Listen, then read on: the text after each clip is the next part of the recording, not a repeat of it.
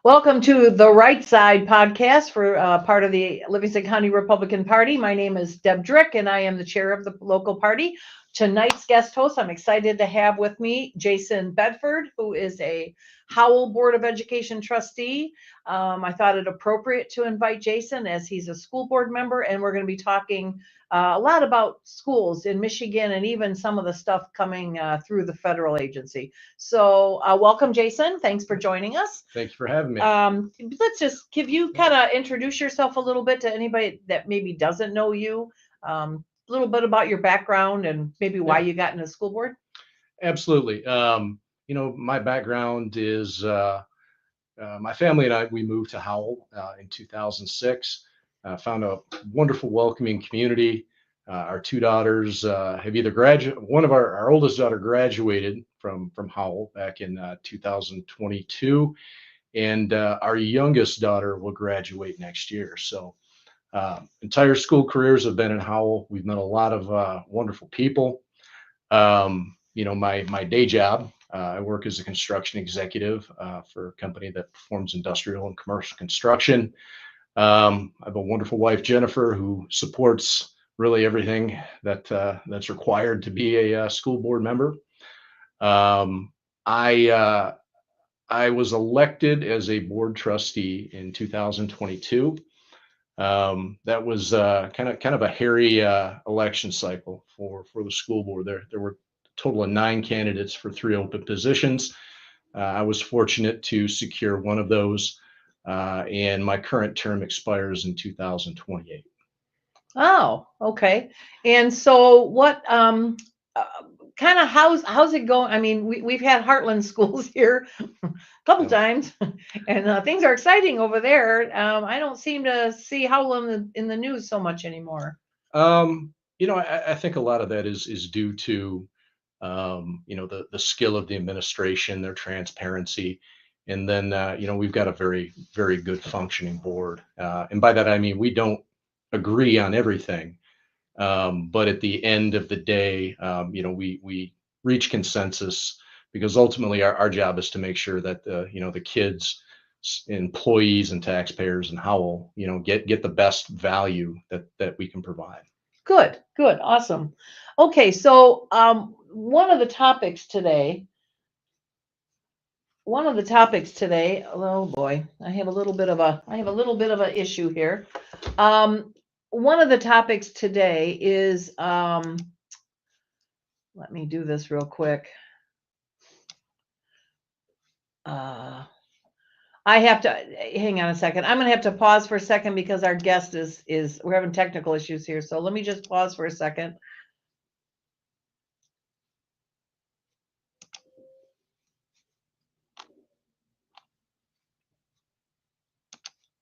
Okay. Okay, hang on.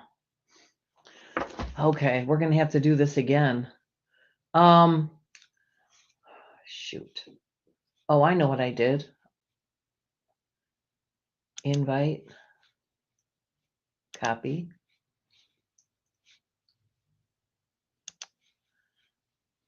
Tom McMillin. Oh, good. Look what I can do. Respond.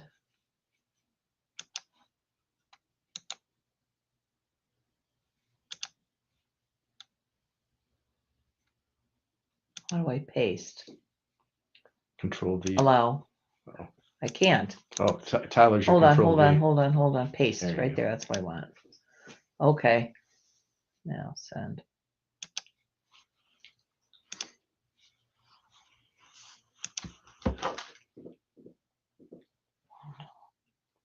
I sent the wrong link. Oh. Okay. Okay, sorry about that. And of course, I left the mic on the whole time I was on, so you got to hear me goofing around. We're bringing in a special guest, Tom McMillin from the State Board of Education, and I must have sent him the wrong link because the link he texts is sending to the our webpage. So that's great that he's there, but we want him here. So all right, so so talk about that survey, Jason. I'm sorry. Yeah. So. There was a survey that was recently distributed to 50 different school districts in the state of Michigan. It was generated by the CDC, and the Michigan Department of Education randomly selected 50 districts to administer the survey to. Howell was one of the districts chosen, and survey was administered. Got a pretty heavy volume of phone calls from parents that were, expressing everything from concern to outrage regarding some of the questions that were asked of their minor students. I would say I probably received more contacts, emails, and phone calls in a 2-week period than I had all my previous experience on the board combined. So there was a fair bit of community concern. A lot of the, I'll call it kind of sensitive questions, in my opinion alone. This does not reflect in any way the Get all the disclaimers out. Yeah. Thank you. The official right. Statements, views, or opinions of the Howell Public School District or its Board of Education, but they were highly inappropriate. Questions related to sexual behavior, very specific questions related to types and specific drugs related to birth control. Questions asking a multiple choice question that asked at what age did you first have sexual intercourse? And the ages ranged from 11 or younger to 17 or older, or I guess the final choice was never. I think that that's highly inappropriate for folks to be looking for that data from our kids. Sure. Okay, our guest is with us, and let me bring him in. Let me see if I can bring him in here. Okay, let's see. Oh, add to stage. Hi, can you hear us? I sure can. Awesome. Good to see you, sir. How are you? Good, Deb. Is happy birthday in order? Is that right? Happy birthday for Jay. Yeah, my husband. Yeah. Oh, okay. Commissioner's here. Yes, it's his birthday. He'll be on as a guest later. All right. I couldn't leave him alone on his birthday, so I'm going to interview him instead. Very good. So I just want to introduce you. This is Jason Bedford. Jason is he's my co-host tonight. He is a Howell School Board trustee. Okay. So he was just explaining that the survey coming out of MDE, and I hope you get a little time. We got a lot of questions for you. Yeah. So the survey coming out of Howell, like, kind of what can you tell us? That came from, we thought it was local, and we, eventually we found out it was from Department of Education. And just for anybody watching, Tom McMillin is a conservative Michigan Department of Education board member. He's one of 2 conservative, I believe, you and Nikki Snyder. Yep. Yeah, so there's just 2 of them, and they take a beating over there because their policies come out of there. And I applaud and I thank you so much for sticking with it, because otherwise we wouldn't have a voice at all.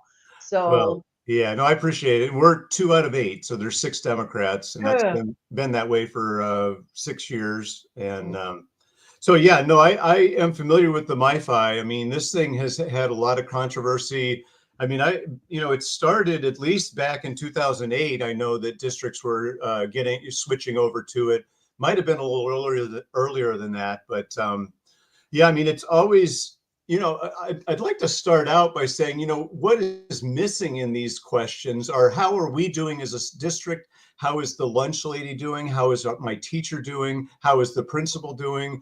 I've long advocated for those kind of questions. We should be surveying parents, surveying students about all that.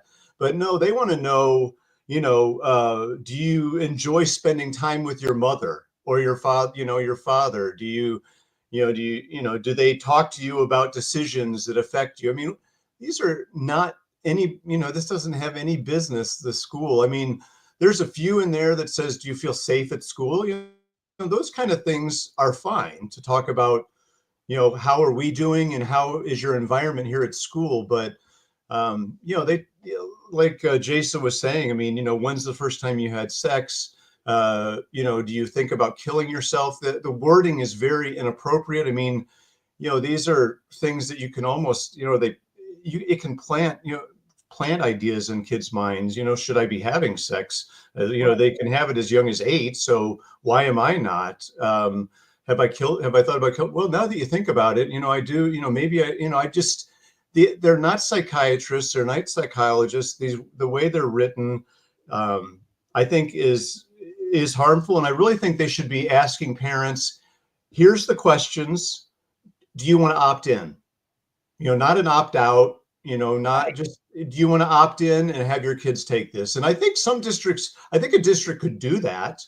There's no rules as far as I know that they couldn't. So, I would really encourage at the very least, let the parents see what if they feel like they can't do it this year, show last year's, or I know there's sample questions, and just ask them, do you want to opt in? So yeah, it's, and quite frankly, they're not doing in general a good job with teaching the basics, and yet they have this as a distraction. Right. So yeah, there's a lot of problems. There's been a lot of problems. They tend to keep it away from parents so that they don't know about this, and yeah, it's been a long going issue.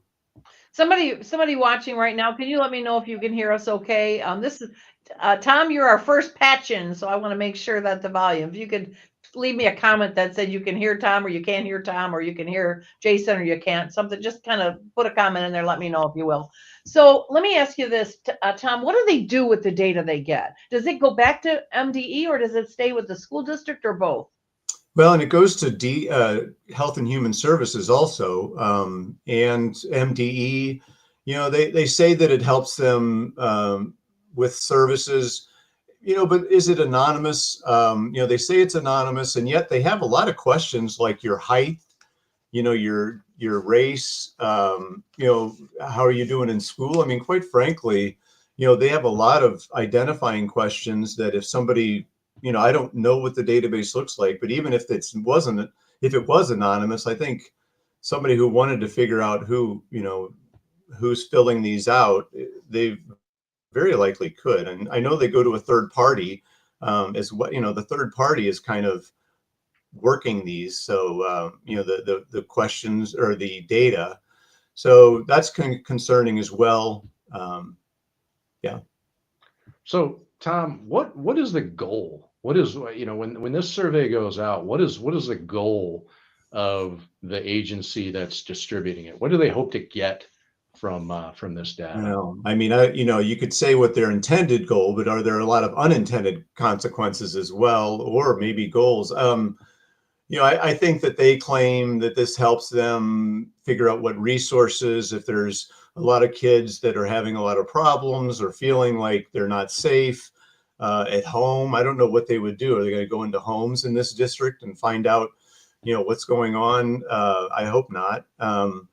They say that it helps them allocate resources and decide, what services to provide to particular schools or districts. Yeah, and I can see some benefit in that, but is there a way to adjust the questions and to get parents at a comfort level with these questions and opt in, as you say, which is a policy our district is looking at? Yeah. Is there a way to revise these questions so we're not asking kids if they're having sex before age 11? Yeah, I mean, that's a good, I guess if this, yeah, I mean, Nikki and I have brought it up at the state. We've been on there 8 years, and we have brought these issues up. I think that if there was enough opt-ins and people didn't opt in, if there was enough, blowback and people were, indicating that they don't appreciate this. I mean, I certainly will take this back and bring it up at the next board meeting again. But yeah, they certainly could. I mean, they could. And I think they revised some questions. Some of these that I see have changed a little bit, but they're still very invasive and I think highly inappropriate. But yeah, they could certainly. And I think I love the questions that you brought up. This is the question. You're right. How's the lunch lady doing? You ever had to go see the school nurse? Did it help? Right. Perfect stuff that that is actually helpful. Yes. But I mean, I could even understand have you had thoughts about hurting yourself, or do you hurt? I mean, you're right. That could be, but at the same time, it could protect. But the other stuff, you're right. It's just invasive, and it's just not. It's not the government's business. Yeah, but Jason, you bring up a good. I mean, what should there be? How could we have a concerted effort? I mean, maybe Nikki and I need to, because it is a statewide thing. I mean, I appreciate, like Jason, if you guys do an opt-in, that could make some waves, and it could really force other districts and other school board members, locals, to say, hey, I didn't know this was possible. Why aren't you doing that for our district? So, you might start something there, and then if a bunch of them change it, the state might start asking questions like, why is this, such a big deal that they want to opt in? And, Brighton, I was told by Brighton, I did a little local poll here. Brighton said they don't even do the survey. They won't do it. It's just too offensive.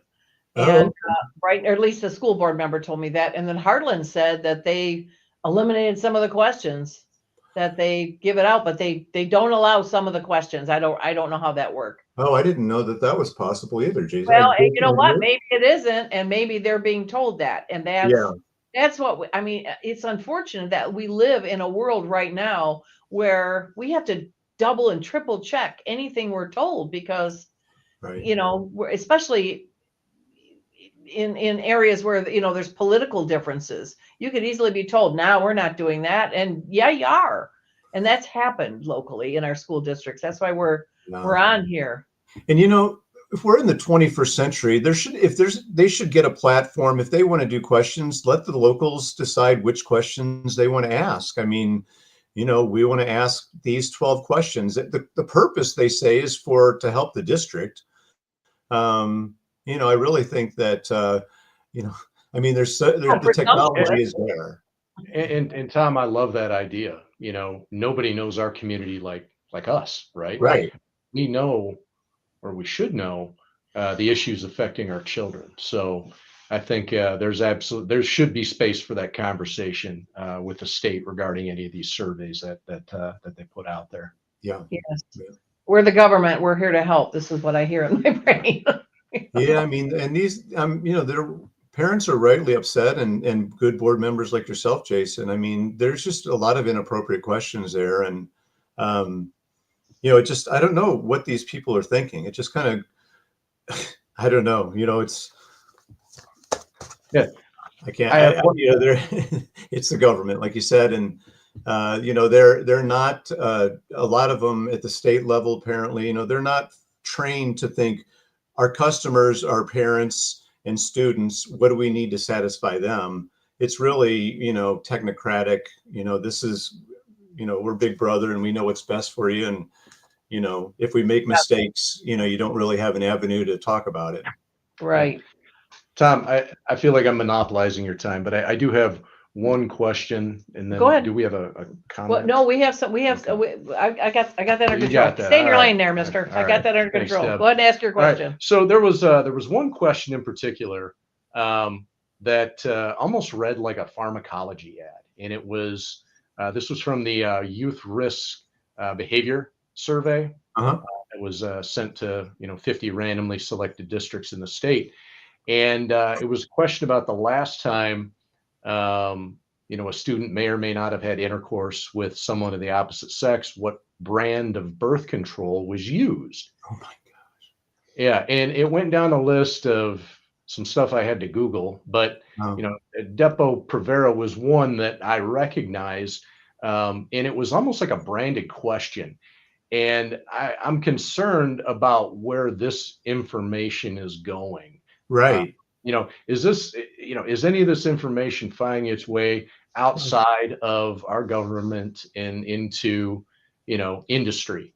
Oh yeah. Marketing. Yeah. And if that's the case, the outrage is definitely there.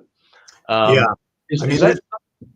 ahead. No, there's just a lot. Yeah. I mean, I remember when computers were introduced into the classrooms, and they started getting on Google, and there was, they track the kids, what they click on at school, all kinds of data that's being sold. I actually fought that when I was in the legislature, trying to make it private, but it didn't go anywhere. But yeah, I mean, they are sucking up as much data as they can, and they can sell it, and yeah, it supplements the budget. So yeah, it's definitely, I would say that it's highly likely that it's getting out, and we also know there's a lot of leaks and a lot of things done unofficially as well.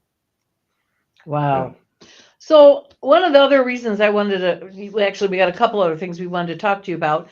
Tell us what it looks like. I mean, we're all watching President Trump run around like a madman over there, except he's not a madman, he's a smart man. Run around like a like Superman, I guess is the better term. Run around like Superman, just fixing this and filling that hole and doing what he needs to do.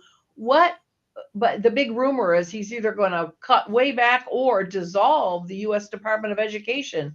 Now that sounds on the surface like wahoo, gives all the power back to the states. Then I think about our state makeup, and I'm thinking I don't want the state to have power. So what is that going to look like? You know, Jason said to me earlier, he had a great line. He said, all the adults are in Washington and the kids are in Michigan. I don't want the kids running the show. So what does it look like? Well, yeah, I mean, it might be better because, you know, Trump was able to put in his Secretary of Education. But, you know, I think a lot of us have advocated, you know, when I ran for Congress, I've always advocated for dissolving the Department of Education at the federal level. I mean, we know that local control is the best, trying to get the feds and the state out as much as we can.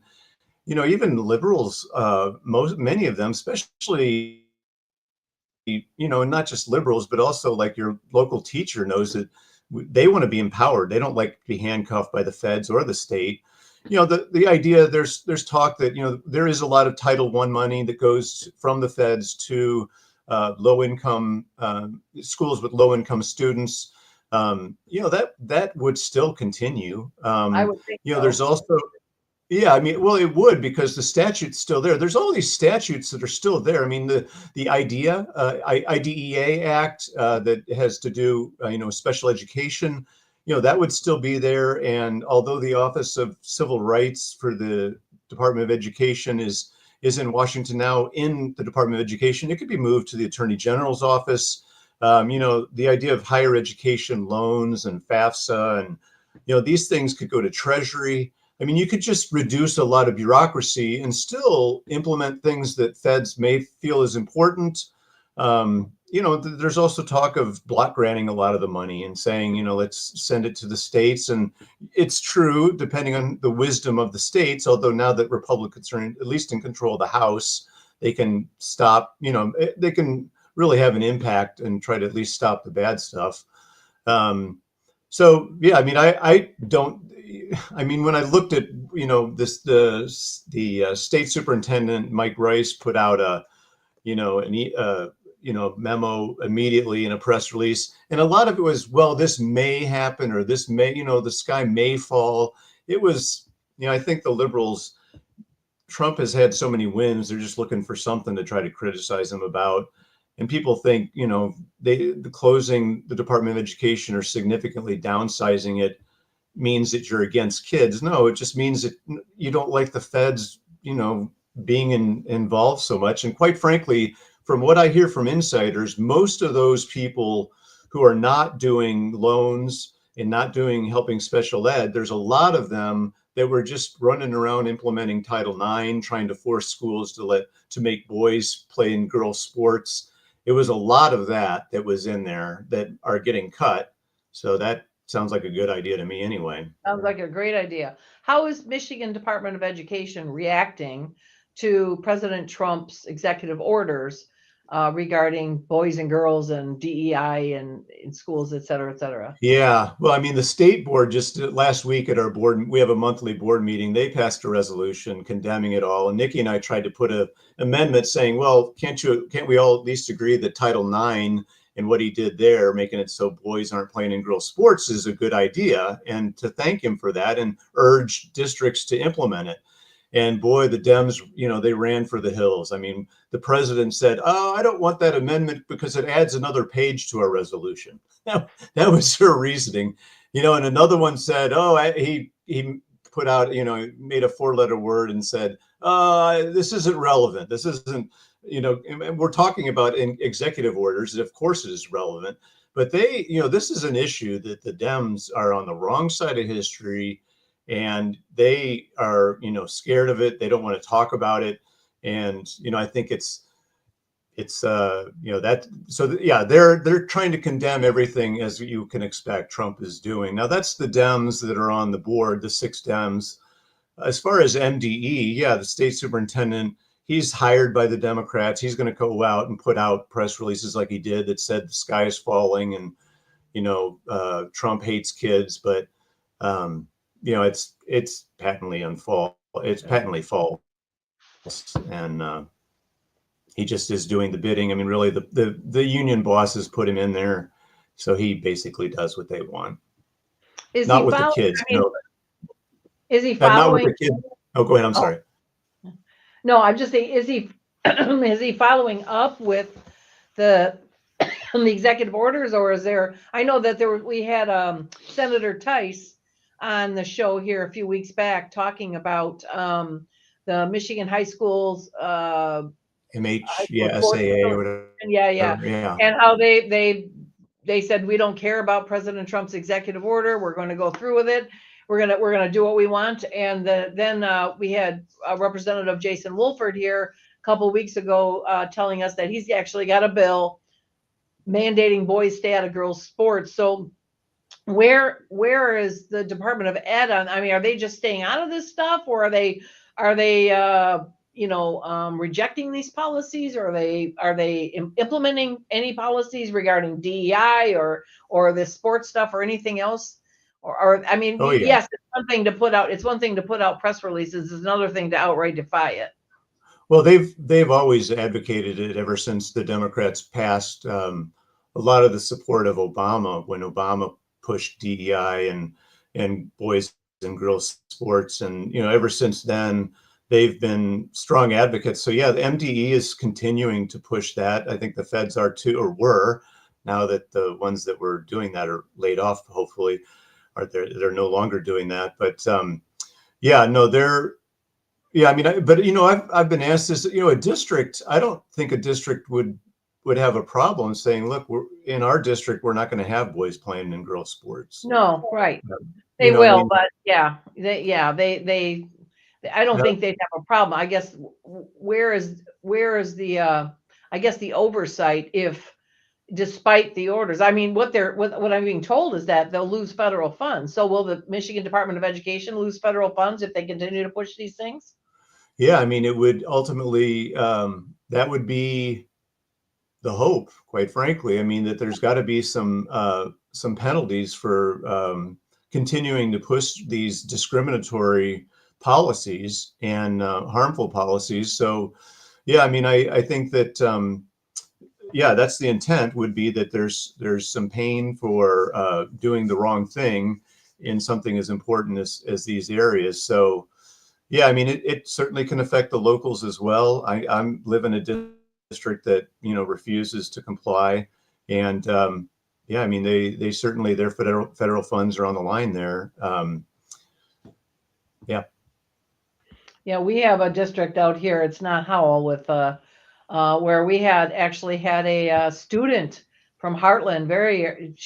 You get a minute, go to the link to the podcast and go back a few weeks, and she was powerful, this young woman, and she talked about how offended she was being a girl and and having a boy in a skirt, is what she referred to him as, come into the bathroom. And she said, yes, there's doors, but there's gaps this big, and it's easily visible if you're looking.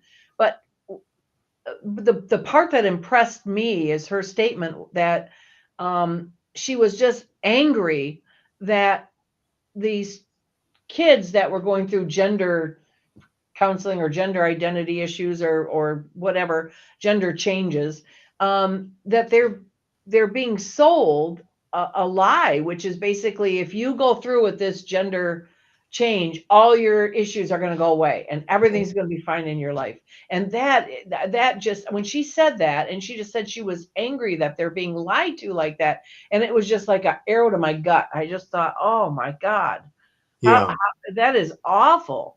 So Yeah. we have that out here, and I guess the parents went and raised Cain, had some serious stuff, and they at least eliminated the DEI's contracts Well, I that they mean, weren't going to.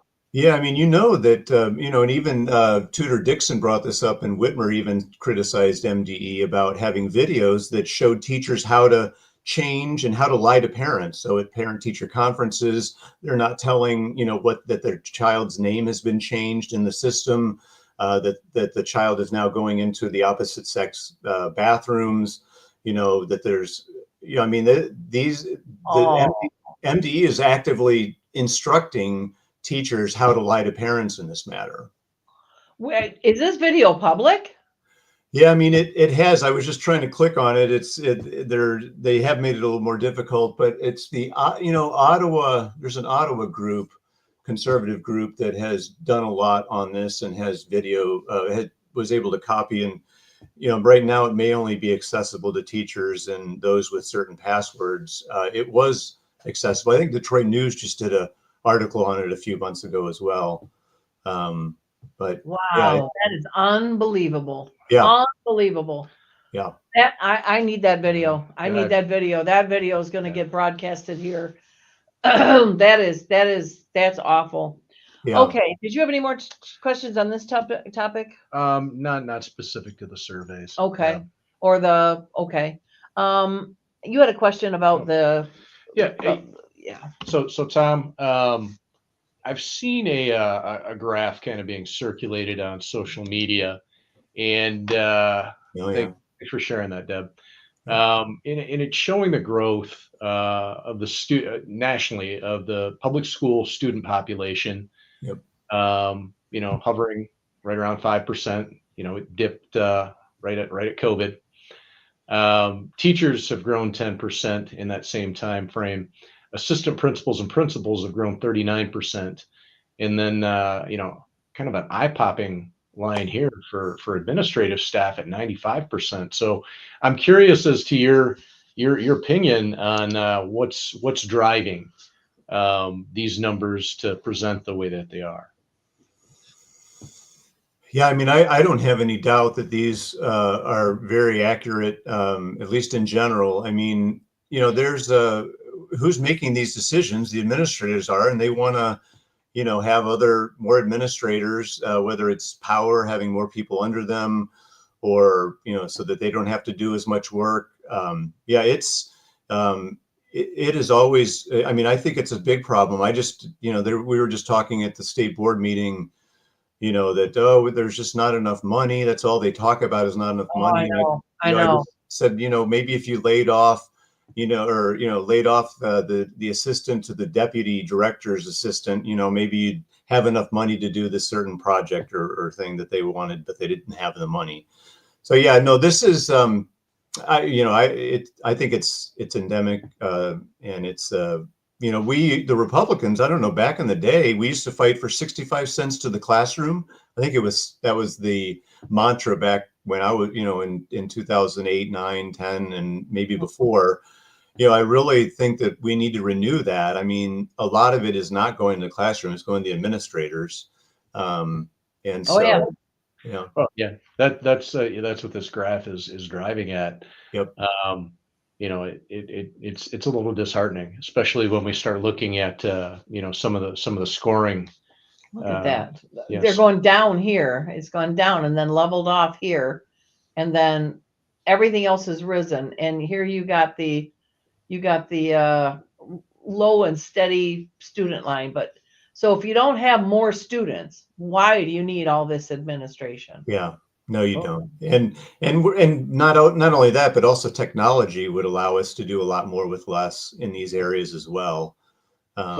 It's jumped up 25% since COVID too. So I'm wondering what's driving that. So yeah, just nonsense. It's just it's I mean, I think I was a school board member. Jason is a school board member, and I don't know any school board member ever that wasn't told, that any problems related to education, well, it's because we need more money. Yeah. So you're telling me if I give you a 10% or 15% raise, suddenly you'll teach and these scores will be improved? I don't think that's a matter of money. I think it's a matter of motivation. Well, not just raises, but they're going to hire a bunch more Right, people. I mean, I don't right, know that, right. you know, a lot of that is just hiring more people and having, you know, having more in the administrative buildings. Yeah. One of the ideas that I had, actually, when I was the president of Howell Schools, I had just I was working in the Senate back when I, was working there with you.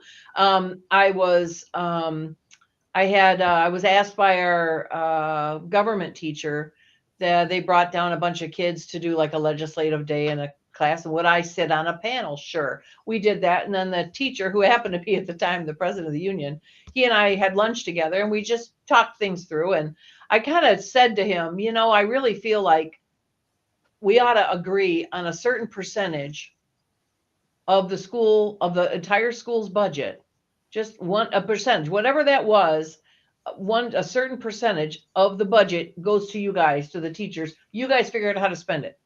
If you want to spend it all on healthcare and give yourself less money, you do that.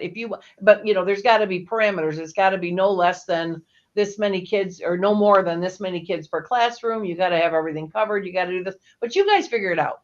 You guys work it out. We're going to settle on this. And then if you want more money, you don't come to us, you go to Lansing and you ask for a bump in the thing. And that to me ends all contract issues. Boom, boom. There it is right there. Yeah. And he just kind of looked at me and kind of wondered about that. So anyway, he just said, that's something worth talking about. And then, it never got brought up again, but I thought, what a great idea that would be. Yeah. How and especially if we could pit teachers against administrators so that, we really want more money going to the classrooms, and so that would make sense. I do see a couple questions. Should we take those? Oh yeah, we're getting there. We're getting there. You stay in your lane too, mister. Oh, sorry. I got this covered. I got the questions. Okay, Bill Reiber wants to know if parents are allowed to sit in a classroom and audit classes. And then he wants to tell you that he's serious. Yeah. No, Bill, I appreciate that. Yeah, I mean, and Jason, you may be able to chime in. I understand that it's, it depends on the district. It depends on the principal. Some have allowed it and some have not. I think it, and if that is the case, I think it is. I really think it talks to, more choice. Parents being able to say, look, if you don't let me in the classroom, and obviously we're not talking about 20 parents coming in, but if there's not a reasonable policy, I'm going to find a school that does, cater to parents and make sure that parents are happy and kids are too. So I believe they are. I don't know, Jason, do you know? Sad to say, I'm not familiar with the Howell policy. Yeah. But Bill, I will find out and follow up with you. Tom, I agree. I think active parents in a classroom setting or in a school setting, all that does is enhance the educational experience. Nope, there we go. I think parents, they've got the right to play a strong role in their children's education. Yeah. And boy, I'll tell you something. That's a real good question. I don't think I've ever heard anybody ask that before. So, well, I remember like homeroom moms used to have homeroom moms back in the day when I was in school, and they would welcome them. And I think there are some that do welcome parents, but I mean, those should be highlighted and thanked. Well, I'll tell you what, that was definitely before the days of being taught how to lie to parents about, boy, I mean, you can't let the kid's parent come in now and audit because they'll learn their real name or their new name or what bathroom they go to. Yeah, that would be exactly. I'm offended by that. I want that video. So if you can get me, you've got all my contact information. If you can get me that video, that's going to be played here in a big way. Sure. And so let me ask you a question about state board as a trustee. Obviously, things would be much different if we had a few more conservative board members on the Michigan Department of Ed. How long are they 4-year terms? They're 8-year terms, actually. I got elected to my second 8-year term. Oh man, that's horrible. That means it's 8 more years. Are they staggered? Yeah, they're staggered. So in 2 years, there'll be 2 Democrats up. For the next 6 years, every 2 years, there'll be 2 Democrats up. Okay. So yeah, we could go 4-4 if we, in whatever 20. Okay. Yeah, 2026. 2026. Yeah. Right. Well, that's not a bad thing. And Yeah. that's not a bad thing. All right. We might, I have see. you had any discussions with Senator Runstead about this, or Bernadette about maybe I mean, they're really working on statewide, the legislators, but and the congressmen, et cetera, in the U.S. Senate. But is there any, is there any hope of any help from them on Yeah, the recruiting? party, you're talking about the party, the state Yes, party yes, yes, chair, yes, yes, right? yes. Yeah, and co-chair. I just have assumed, I know Jim well, and I thought he'd be busy initially just getting things in place, but certainly I will reach out, and we've talked from time to time about education. He's always been very interested in it.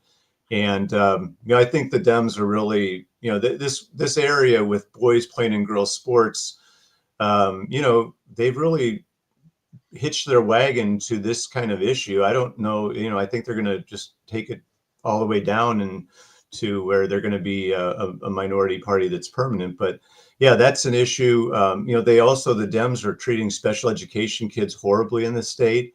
And I think it's an area where there's a big in for us to, as Republicans, to really take up the mantle in that area. So yeah, there's plenty of education issues. And I saw Rob and Anna Marie talked about, what's reading, writing, and arithmetic. What are the scores and the goals? They're going down. I mean, when you spend all this time on DEI and all the other SEL, social emotional learning, and all these, they try to be psychiatrists, and which teachers don't want to be, by the way. When you get into all that, your focus is gone, and that's what's happening in education. Okay, well, here's Bill again. Also, there's a policy in place to prevent money being spent to bribe students to attend Count Day. Yeah, I don't know of any. I don't know of any policy. Well, obviously there isn't one because they do it a lot in many areas. But yeah, no, I mean that's a good point, Bill. I mean, I think a legislator, that would be something that should be taken up. Yeah. You're right. That's not a bad new policy to do. Well, now that term limits are changed around, you going to run again ever? Oh, I don't know. I don't know. Well, Although on the other hand, I don't know, we can afford to lose you here. So we really need people to run statewide. Connie Johnson, you're watching. We think you should run for state school board next year for the state. You'd be perfect. They cannot push her around. That'd be awesome. Okay. So we'll see if she's paying attention. I'll get a nasty comment here in a minute. So, all right. Well, Tom, you have anything more you want to ask him? I know you had some questions there, Jamal. No, yeah, I'm all set, Tom. Well, I cannot thank you enough for coming on here and kind of educating us. And we have, this podcast gets replayed and replayed and replayed, Sure. and we're averaging a couple thousand, views within a week, or within 2 weeks. So it's good, and this is going to get out. You have my contact information again. If you can get me a copy of that video. The video, yeah, yep. Yeah, I'd love to see it. I'd love to. I'll blast that everywhere. And that's the kind of thing, we've been talking about, the Dems plays, and their arguments are weak and silly, and they're not supported. And any Democrat that argues with me ends up getting reminded how badly, they got beaten in just about, in the whole country. And it's my opinion that the more dumb, for lack of a better word, the more dumb the Democrats' arguments are against anything, whether it's to defend the gender stuff, it's to defend the lies to the parents, it's to defend anything. The more they come up with their just silly and usually irrelevant arguments, all those independents in the middle, they get slung over to the right, and that's okay with me. So I just please and thank you for President Trump for your dumb argument. So that's just gonna be it. That's just what happens. Yep. So it's all right with me. And I think now, with the more they want to fight this for the next 2 years, I think we have probably the best chance ever to get in some new board members. So that will certainly help you. Here's Bill again with yet another question. What's the most important function of PTOs these days? I'm not sure that's a more of a local question, I think. Yeah, I think Bill, it kind of varies school to school. The level of involvement of some of these hardworking parent volunteers. They do support teachers. There's certain fundraising initiatives that are kind of executed at the school level. In my day, they used to raise money for playground equipment. Yeah, but they can get they can be filled with sometimes people with an agenda that isn't always very good. Yes, that's true. That's true. So, Yeah. all right. Well, thanks All right. again, Tom, for joining us. I'm looking for that video. Right. You have anything else you want to leave us with? No, I just appreciate what you're doing, Deb and Jason, and the time. And I think that education is certainly an issue that we're winning on. The Democrats have dropped the ball in many areas, and it really just needs to be the focus on the kids and not the adults in the system. And we certainly appreciate the teachers, but there's a lot of focus on the administrators and the union bosses, and it's not about what's best for the kids. And I really do think the Republicans are on the right side of that issue. And I agree. I agree. Going. All right. Thanks, Tom. Appreciate it. Thanks, all right. Tom. Good night. All right. Well, that was quite an interesting discussion. Tom is just super knowledgeable. He's a former state rep, and we got us a video here. Is that the video, Karen? Is that the video? She sent us a video link. We might be checking that out. So, but Tom worked he was a state rep for 6 years, and that's when I met him. This was 100 years ago, back in the grand old days when I was there in the Senate. When I worked in the Senate, I was a chief of staff for a senator, and we worked on a very big game changer bill that our offices did, and we created a PA 152, which was the government healthcare bill that saved governments lots and lots of money. So, but he's always been he was back in the day, he was one of the original Tea Party people. He was always uber conservative, always stuck by the Constitution. He was a good legislator and a good man to work with. So I really appreciated the opportunity just to talk to him again. As you can see, he's very knowledgeable about things. So, very knowledgeable about things and able to answer a lot of the questions that we have. And I suspect he's going to be invited back again. So good for that. So you want to take a look, Karen? Is that the video we're looking for? Would you please let me know in a comment? We're going to go to a commercial here, and then we're going to come back with meet your county official. And today we have my favorite commissioner here. We have the Board of Commission Chair, Jay Drick, coming, and he'll be able to he'll talk to you about what goes on in the commission. I'll tell you, as I people talk to me and say, well, what is Jay doing? What's your husband doing? Well, he's a county commissioner. And, I can say he's a city councilman. I can say he's a, township trustee or whatever else. When I say he's a county commissioner, probably 9 out of 10 people look at me and that are not political and look at me and say, what is that? What do they do? And it just amazes me that people don't understand what a county commissioner does. So hopefully the people that watch this and then watch the reruns will learn what that is. So let me take you to a commercial, and then we will why is this way? Wait a minute, we got a problem here. Okay, here we go. Let's go to a commercial and we'll be right back. Hey,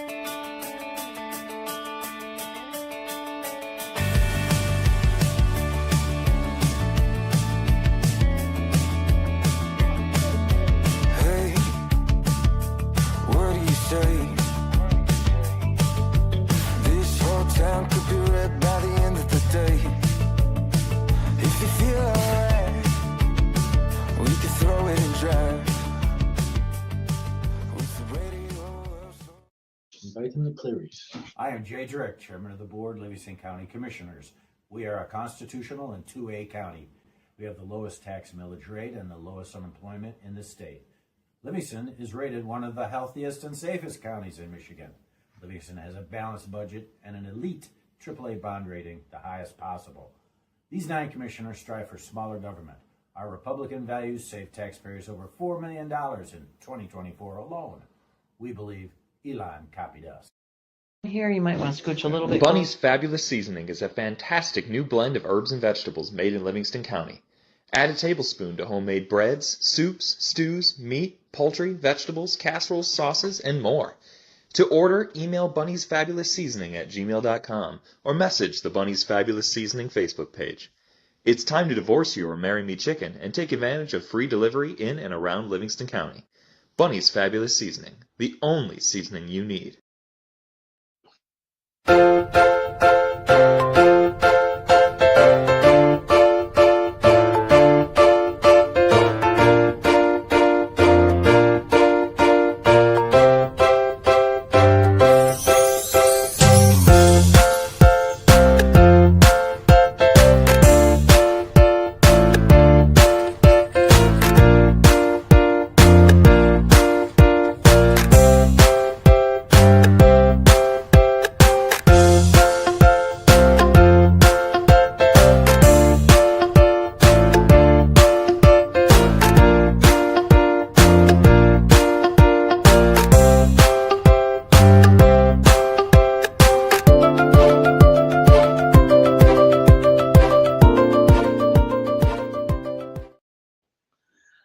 And we're back, and I just want to, this is on behalf of our major sponsor, Jason Huntley, and he had asked me to read.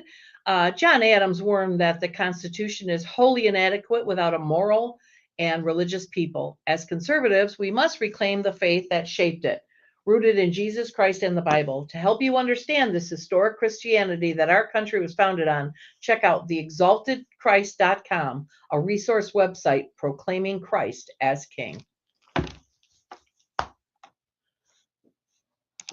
Okay, here we are, and we have with us our next guest. This is Board Chairman Jay Drick. You can tell he's a lawyer. He has a legal pad here. All lawyers walk around with legal pads. And if I want to ask him about buying a new kitchen or buying a new car or whatever else, out comes the legal pad. So just so you know, the legal pad's always there. So welcome, Jay. Thank you. And thanks for coming here. And I drug him here on his birthday. He's spending his birthday with us. So if you get to see Jay later, sing happy birthday to him or send him a card or. So, oh, here we go. Here they started right here. Happy birthday, Jay, from Rob and Anna Marie. So Thank you, Rob. Thank you, okay. Anna. So Jay, as you heard me say in the introduction, many people ask me when they ask me what you do. Well, he's a county commissioner. Well, what does that do? So can you kind of give us an overview of the role of a commissioner? There are 25 departments in the county that deliver services, and they have to be paid for. So the treasurer collects the tax, and then the county sets budgets for the 25 departments to deliver mandated statutory services to the 196,000 people in Livingston County. Think of the jail, sheriff, the register of deeds, the clerk's office, the treasurer's office, the drain commissioner's office, Health department. health department. There are about Veterans. 25 veterans. Yep. And so we're the budget hawks that oversee that spending. Okay. All right. So, and you have been a commissioner, you're the current chair. Correct. And you've been the chair. This is now in your second year that you have been the chair, correct? Correct. Okay. And you you tell me about your commission in the experience. Like when were you elected first? I was time? first elected a commissioner in 2010, again in 2012, then in 2020, 22, and 24. Okay. And now I believe the legislature has turned the commissioners to 4-year terms, correct? Formerly 2, Okay. now 4. Okay. So you have, so your main job, is to watch the budget and to decide the budget, which department gets how much money and when they have an issue. You got EMS in there and you got the airport, and you got all kinds of other stuff too that you work with OLSA. So, you have to kind of, it's a lot of budgetary work. So if somebody wants to, run for commission and they're not really good with a spreadsheet, they're going to struggle. Am I correct? Yes. Yes. So even though you have a finance chair and Commissioner Nick Fiani is one heck of a good finance chair, he's kind of a budget hawk. It's still, you have to understand what you're voting for. So that's important. So you also implement policies. It's not just budget, although it's, I would say, mostly budget, but you also implement policy at different times. What kind of policies do you have an example of a recent policy that you implemented? Well, a recent policy that came out of the Finance Committee that's going to the board later in the month would be that we keep 60% of our budget in fund equity, in our fund balance, so that we can maintain our elite AAA bond rating that only 48 other counties in the whole United States possess. A AAA bond rating is important because if we have to borrow money or issue bonds, say to fix a dam somewhere or to build a huge building, our taxpayers pay the lowest possible interest rate when we have the AAA bond rating. So we're very proud of that. We're never going to let that go. And that policy is going to be formalized at 60% soon. Okay. All right. So, well, so I should have asked been more specific. So you got a policy in there that's not budget related, or are they all budget related somehow? I suppose you could call it a policy to say that we're a constitutional county or a 2A. Okay. I county. just had an individual from the left can absolutely go crazy saying that you can't be a constitutional county because a constitutional is given from the right to bear arms is a right from the Constitution, not from you guys. So explain to the people that are watching or that will watch, what does it mean to be a constitutional county? That way I'm not getting any more dumb arguments. The argument was that there were certain activities, procedures, policies, even attempted laws coming out of Lansing that we thought were infringing upon people's rights, especially the Bill of Rights in our federal Constitution. And so we wanted to emphasize the fact that we would urge our prosecutor and urge our sheriff to only do constitutional acts in their official duties, and they both are absolutely fine with that. Okay, so in other words, if Lansing comes out with an order that you have to do X or Y, which is a violation of the Constitution, your constitutional resolution or your constitutional county means you're urging your sheriff, don't go after them because it's their constitutional right to do that, whether or not an executive order says otherwise. It's a statement of support for those two officers to do their job in a constitutional manner. Okay, good. So I'm hoping that the people that were arguing with me this last week about what it meant, now you understand what I was saying when I was saying it.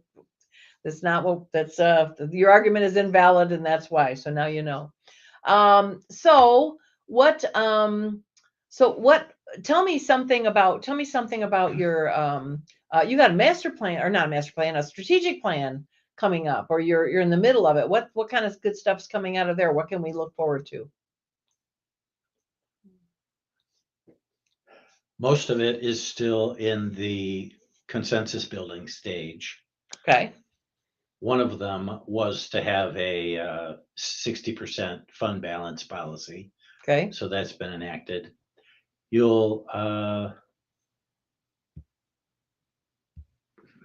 I'm at a loss. Okay. It isn't something that we. Okay. You're still working through it. Okay. Still working. You got 2 pages of notes. I figured you have something on there. Not the Silly me. strategic plan. Okay, so tell me, all right, talk to me about How about if what's, I talk about the future? talk about the future. That's sort of where I was going anyway. Okay, good.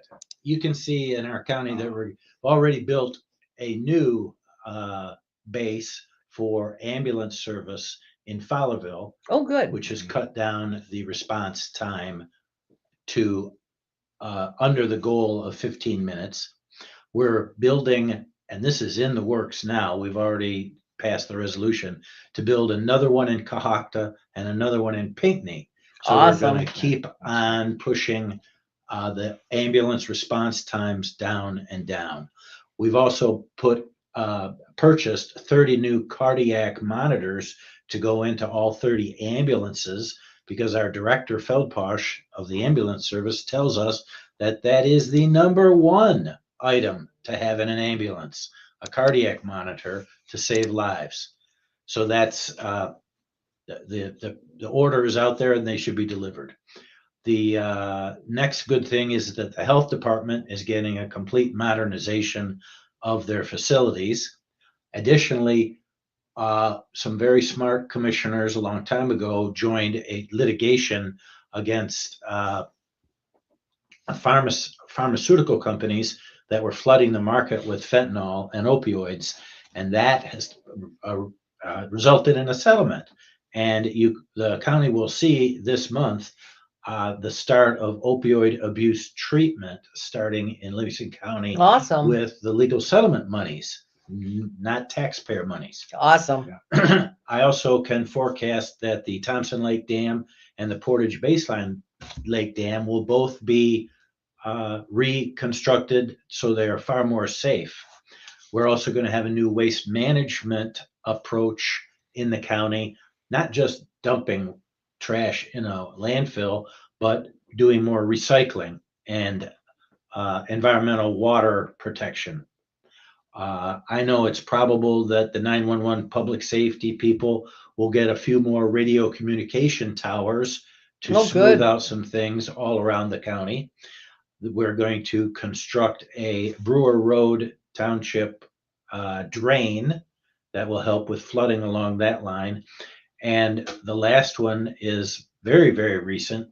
Our 911 staff is putting together a 911 stress management proactive team to help the 911 dispatchers, because they deal with extremely jagged, emotional, rugged calls, and we have to keep them at their best game. And so we needed the stress management team. And once it gets going, we're going to probably extend it to our sheriff department, our ambulance drivers, and possibly even our firemen.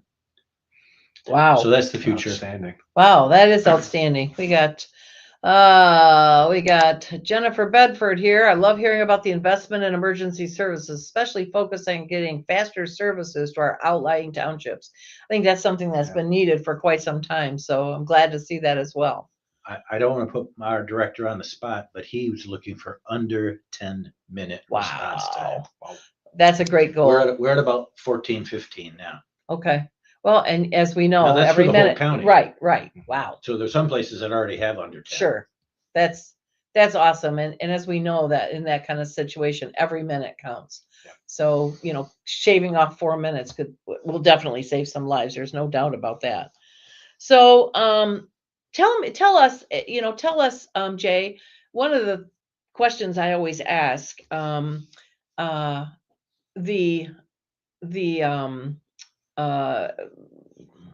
elected officials, the county electeds, tell us why it's important that our county commission remain Republican.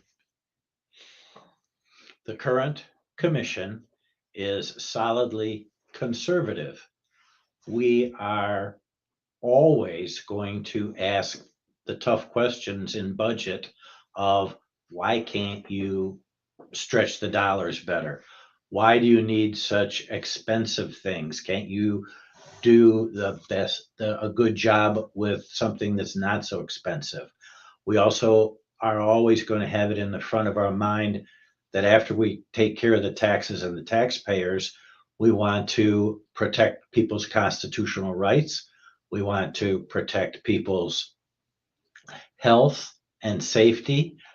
You're never going to hear us utter something as interesting as defund the police or defund the prosecutors or get rid of bail or bond or shut down the jail.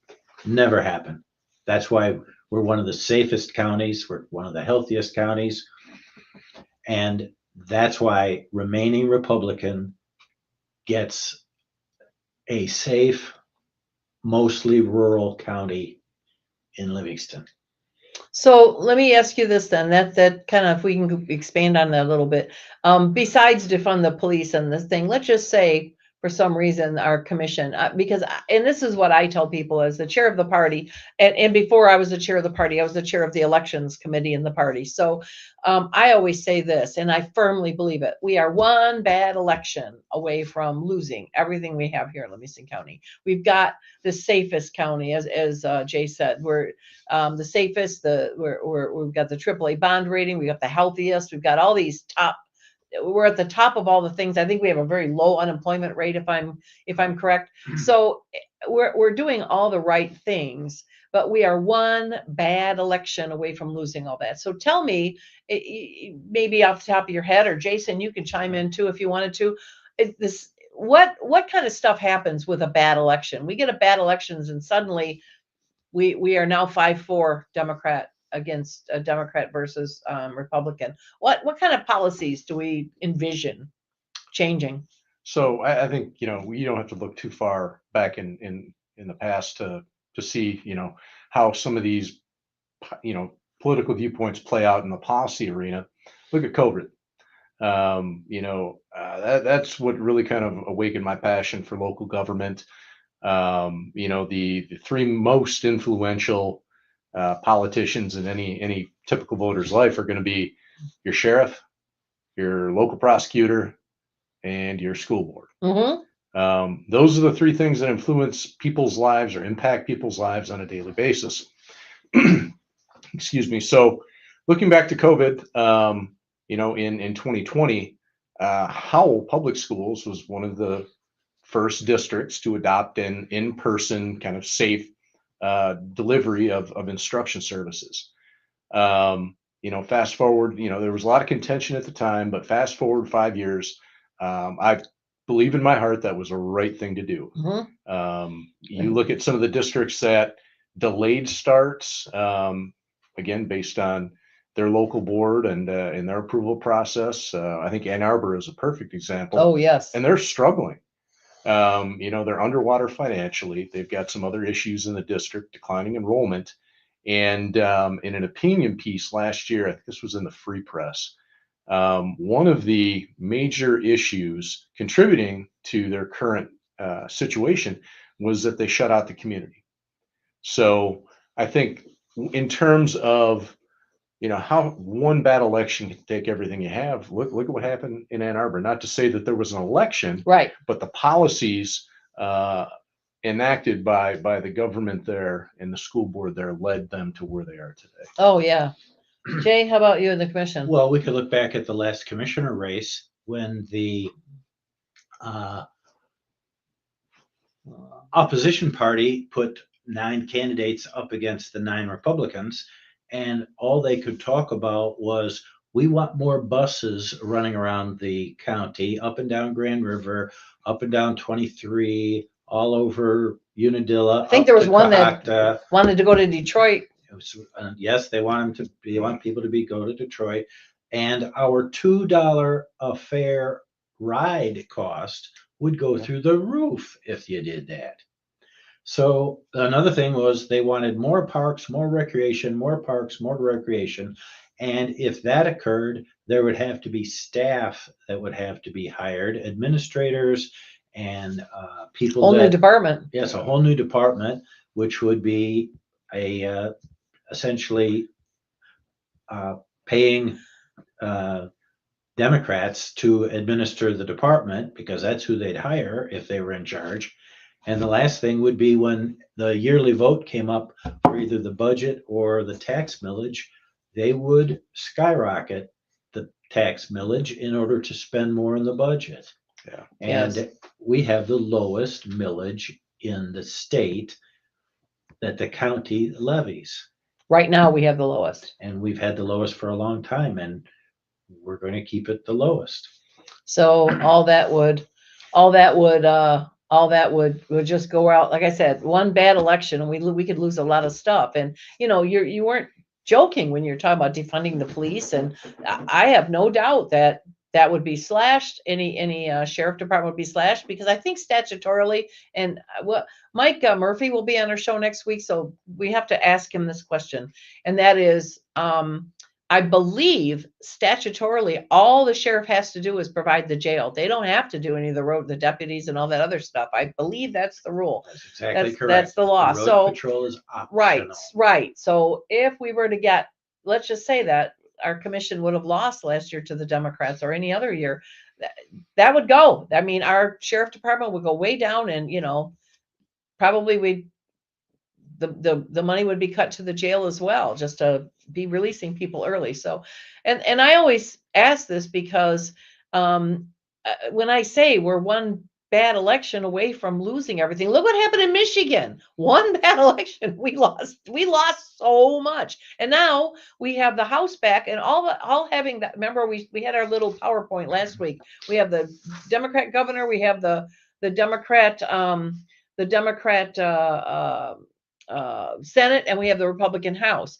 Now, you got to get horse trading to do anything. You can't just because we have the Republican House, you can't get anything done. And I know Representative Wolford tried to get that point across and then got misquoted all over the place afterwards. We can't do anything. Not true. That's not what he was saying. It's not that you can't get things done. You just can't. When you have all three, you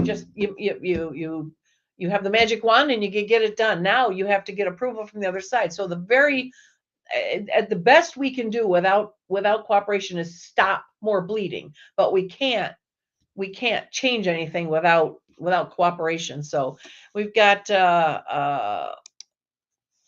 Karen here. Just look at Washington County Sheriff. Yeah, radical progressive in the driver's seat. Yes, that is absolutely true. That lady does all kinds of crazy things. She also says that progressives will be focused on local races this election season. Be ready. Oh, we are always ready. We have this county has a very tight thumb, I guess, on we've got our thumb on all the races. We know what's coming up. We had 30 open seats, I think, last time, and we held classes and taught people how to run campaigns, and the people that came to the classes, Jason had already been elected, but he came to help out, and they helped a lot of people. Some of the people that you see on the show here, they got elected because of those classes. So we're here to help people get elected. So thanks, Karen, for that. We are definitely looking. So this is what, that's why it's important. That's why it's important that you join the party. Oh, wait, Rob's going to yell at me if I don't do this. Hang on. So yes, look at the little banner down there. Join the party because, Rob, you change a color. It's blue. It was red. How'd it happen? Join the party, because that one bad election will not happen under our watch. And as long as we have strong members and a strong membership, and we have funds to help fund candidates to win, and our get out the vote last year was very expensive, but look what happened. We had 80. We set the goal for 80%, and we absolutely failed at 79.6% or some stupid thing. But I know. But we had. So this is what happens when people join our party. That's our little plug for our party there. But that's what happens when you join. That's where that money goes. It helps us be ready for things like, fighting the progressives, and they're always there every year. Every year there's nine or so people, and last year there was 8 and 1 cat, I believe. So anyway, so yeah, that's for another story. All right. So anything else you want to tell us about being a commissioner? Since it's my last chance to speak, I think I'm very proud of saving the $4 million last year of taxpayer money. I'm also very proud of pointing out the poison pill contract that the state was trying to shove down our throat 2-3 years ago. And I led the legal analysis to point out that we didn't need their 1.5 million. Oh, I And we- remember. Boy, somebody really raised Cain with you on social media about that 1.5 million. They Well, would have we gotten didn't- creative. We didn't need it. And the last thing that I'm most proud of is that I introduced prayer back Aw, into yes, you our did. Board of Commissioner meetings. We got some friction because people were saying the separation of church and state, and it's historical fact that the Continental Congress, even before we were a nation, prayed before every meeting, and ever since then, the people in Washington and the people in Lansing Yep. pray before every meeting. So to reinstitute actual prayer was probably my proudest moment. Oh, that was a very good one. I remember everybody was very happy to do that. Brandon Bearfield chimes in here. The more people who are actively involved, the better our chance of success. Truer words were not spoken, at least not tonight. Brandon, thanks for that. Get involved. And yes, we do. Getting involved with us can be on different levels. We absolutely, I always tell you, join here, join right there.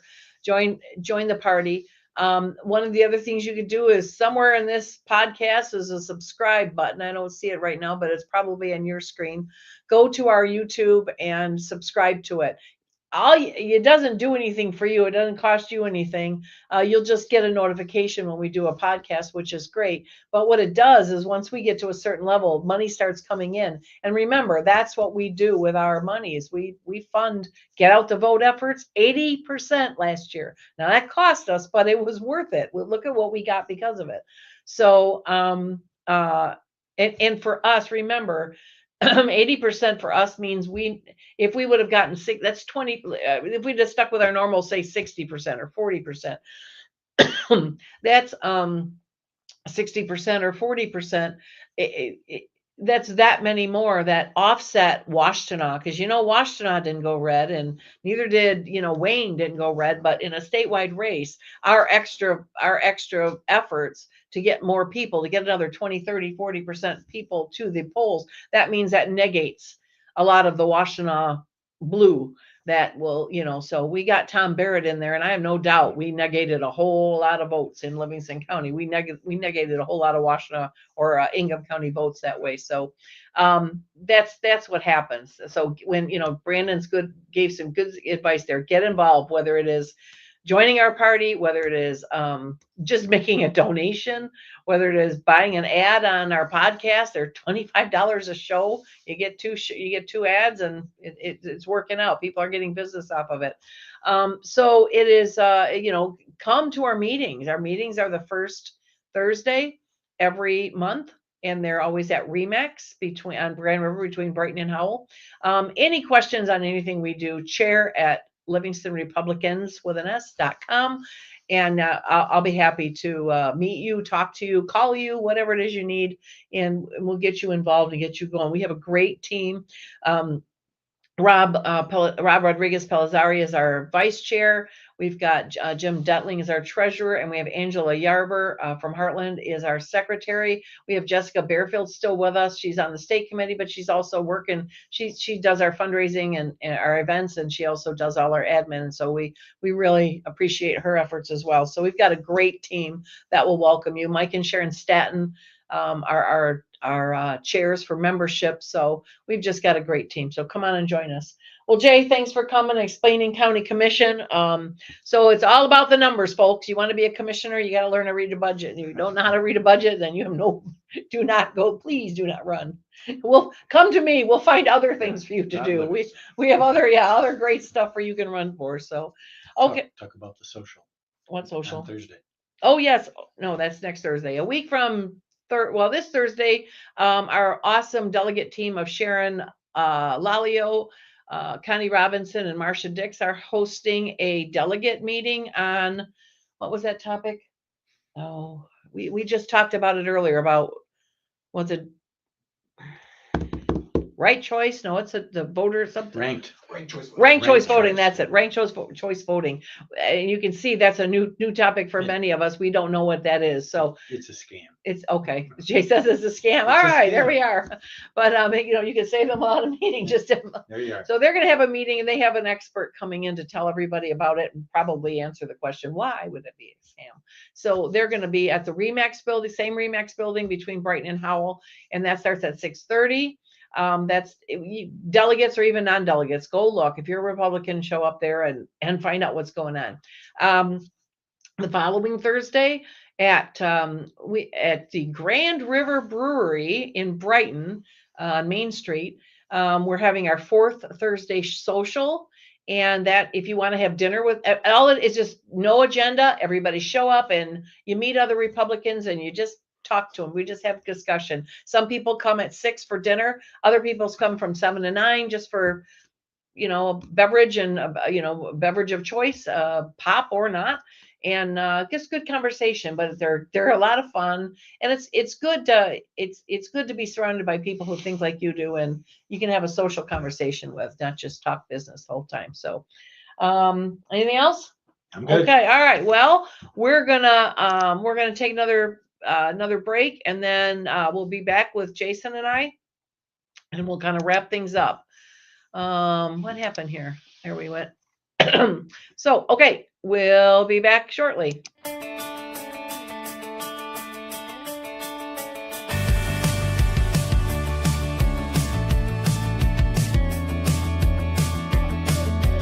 Hey, what do you say?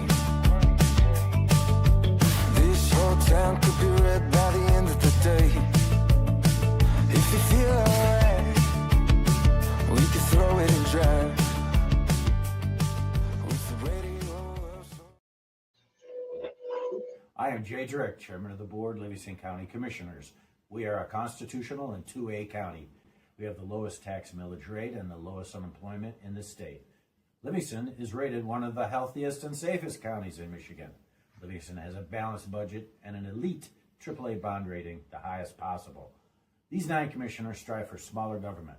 Our Republican values save taxpayers over $4 million in 2024 alone. We believe Elon copied us. Bunny's Fabulous Seasoning is a fantastic new blend of herbs and vegetables made in Livingston County. Add a tablespoon to homemade breads, soups, stews, meat, poultry, vegetables, casseroles, sauces, and more. To order, email Bunny's Fabulous Seasoning at gmail.com or message the Bunny's Fabulous Seasoning Facebook page. It's time to divorce your Marry Me Chicken and take advantage of free delivery in and around Livingston County. Bunny's Fabulous Seasoning, the only seasoning you need.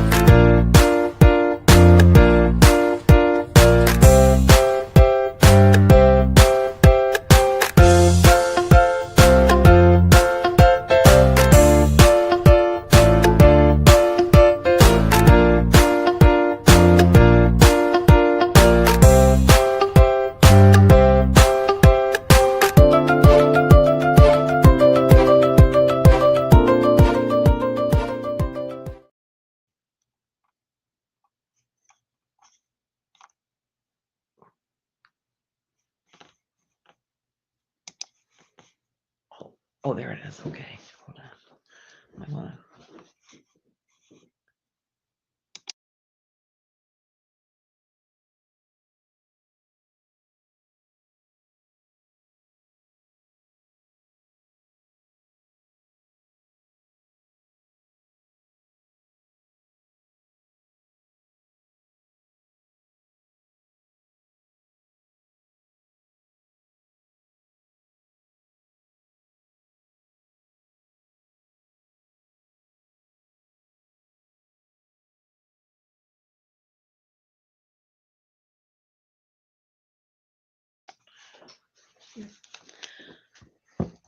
On behalf of our major sponsor, Jason Huntley from Premier Financial in Brighton.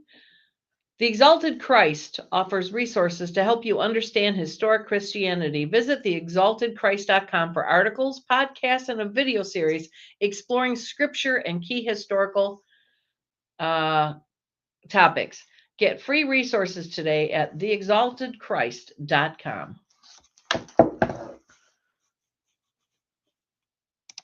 And we're back. Okay. Sorry, I had to get through that. Jason, we had some great conversation today. Let me Excellent. go back to there were Absolutely some excellent. comments that came in about school stuff. Let's see, let me go back here. So here's Karen. Karen gave me the video, and she says now they have police officers at school board meetings. Last night there were more board members than parents at the Pinckney board meeting. A different issue? Maybe she's answering your question. If this was the video Oh, related to that the MDE was pushing, encouraging and training teachers how to hide. Well, she's saying that that there's genders. not any parents at the Pinckney board meeting. You want to look at that video? Yeah. Let's look at just a minute of it. Oh, this is from Awake. Oh, we can't see it. Oh, yeah. Well, hold on. From Awake, Illinois. That's not the MDE one. No, it's not. I was hoping I could get to it. I can't get to it. I was hoping I could copy it and then put it in here and I could play it. Yeah. So that would have been interesting. So, and then, the video she says is regarding forcing girls to have boys in their locker room. I wonder if this is related to the Deer Park, Illinois. Oh, I'm betting it issue is. Where administrators reportedly were forcing they marched these girls back into the locker room and force them to undress in front. Was that Illinois? That was Illinois. I Okay. believe it was Deer Park. Was it? Okay. All right. I did not.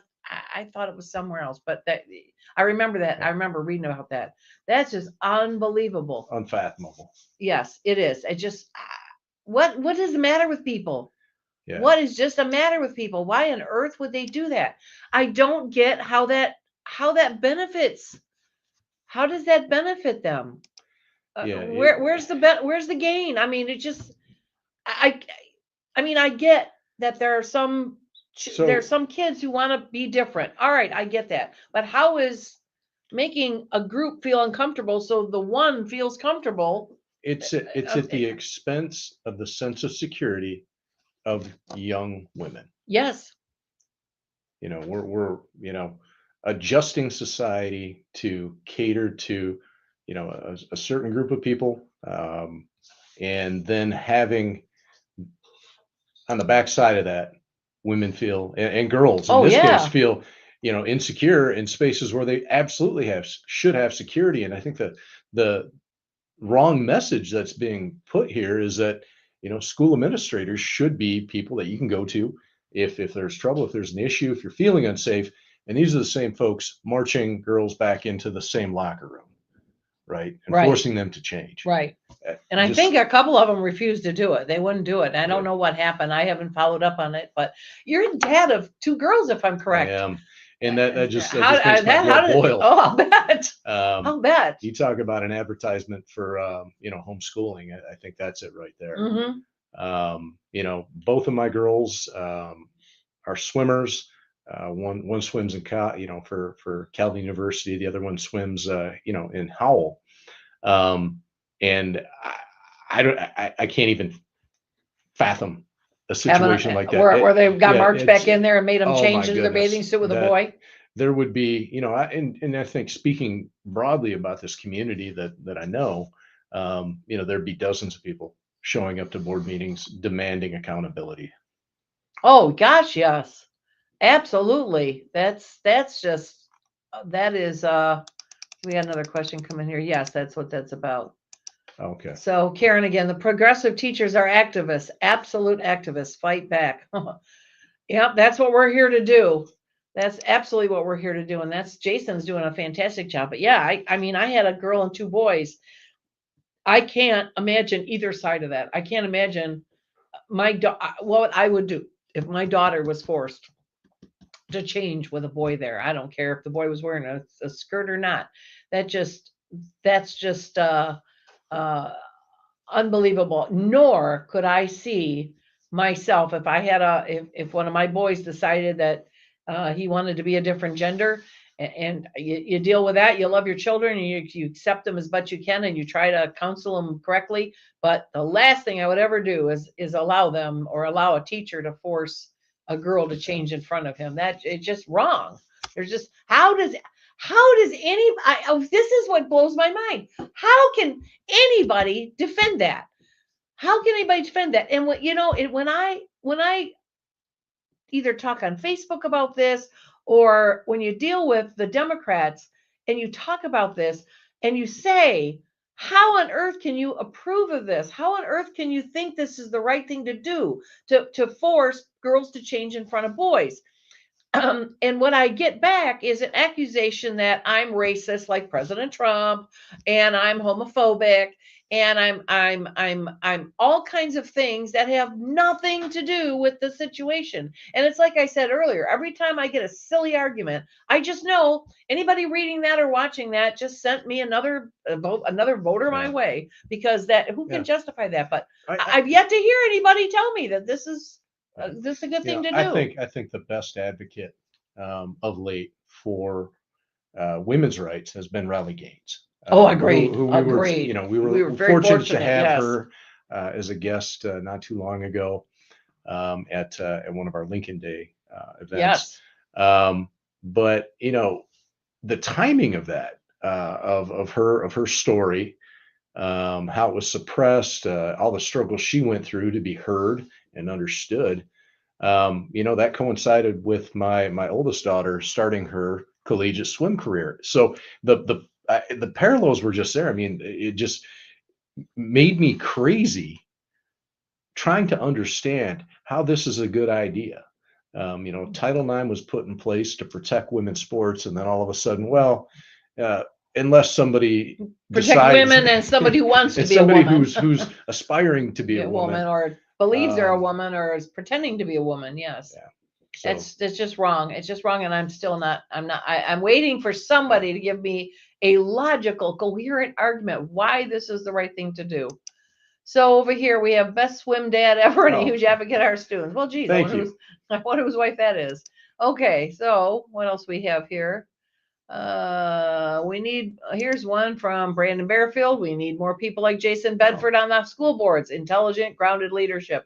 We do. Thank you. Yes, we do. So anybody watching this, if they're thinking about becoming a school board candidate, come let us know. I think in 2026, the next opening. Yep, 2026. I forget how many seats and how we're up, but that's the next election cycle. Okay. So across Livingston County, there will be opportunities to run for election. And I think I don't pick topics out of the air. I don't create topics for the show. I watch and I listen and I talk to elected officials and I watch the news and I look for the issues that pop up. So I don't create an issue and then bring it here. I look for issues existing. Look how many school issues have been here. So much regarding the schools and boys and girls and I count the big issue with the library, with the library not wanting to label the sexual content on those books. And I showed you that content. That was awful. And so much of it is focused on kids, on kids in libraries and kids in schools. And so this is your chance. A library board and a school board is a great place to start.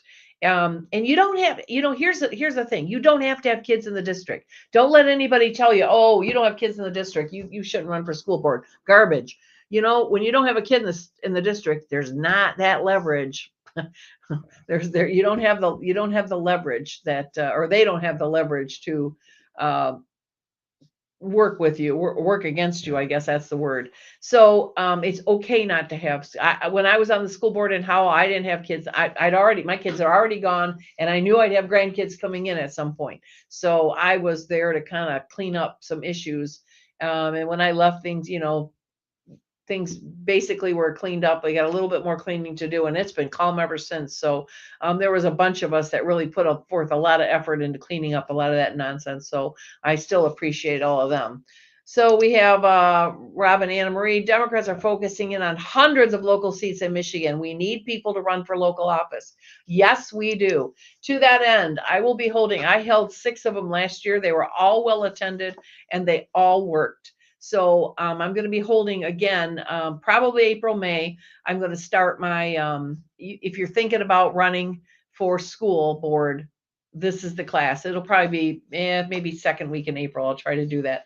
And it'll basically be anybody thinking about running, not school board, anybody thinking about running for any elected official, come to this class. It helped. I had probably, what did we have, 44 or something in our first one there last year? Yeah. And then we had about roughly that many the second one. And then, we kept going, but we had a lot of people. And here's the deal. You come to the class, you don't have to decide you want to run. You come in because you're thinking maybe at some point you will. There will be no pressure. Nobody's going to pressure you. But what we're going to do is tell you what you need to know, what you need to think about. I mean, I've been running elections for many years, and in this class with me are a lot of people also who have either run elections or been in elections themselves. And Jason talks, as I talk about school board elections, Jason's, can give hands-on and advice from somebody who's been doing it recently. And not only that, Deb, but if you've got questions about what a school board does, yes, I do get a lot of those from the general community. And, there's, I think there's a misperception of broadly of what a board does and what each board member is responsible for. And two, so any questions regarding what a school board member does, reach out to me, reach out to Deb. And if you have interest in running for local office, Deb's got to be your first call. Yeah, make that call. We're gonna get you in. Again, if you have any interest, just let me know. I save a list and then everybody will know. But it's chair@Livingston Republicans, plural, with an S.com, and I'll reach out to you. But it's basically that first discussion that's what it is. It's a discussion. Here's what a campaign takes.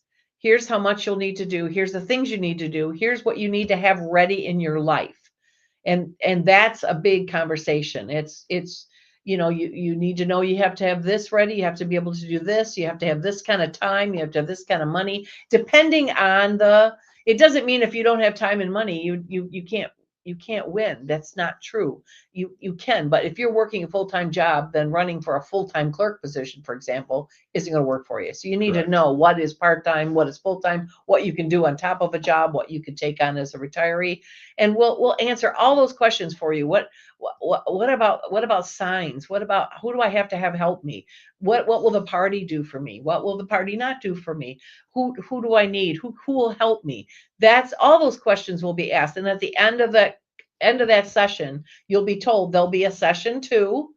And if you decide you are ready, those questions were answered, you're comfortable with what we've learned, and you're good. You think about it, then you show up at number 2, class 2. Now that you've decided, now that you've filed, or you at least are going to file, here's what you need to do first. And we'll walk you through step by step what you need to do and when. Then we even have a third one after that. Okay, you filed, you got going. Now let's talk about some strategies. Let's talk about and it's more one-on-one. Are you running against an incumbent or is it an open seat? Different situations, different campaigns. Is it a nonpartisan race? Is it a partisan race? Much different.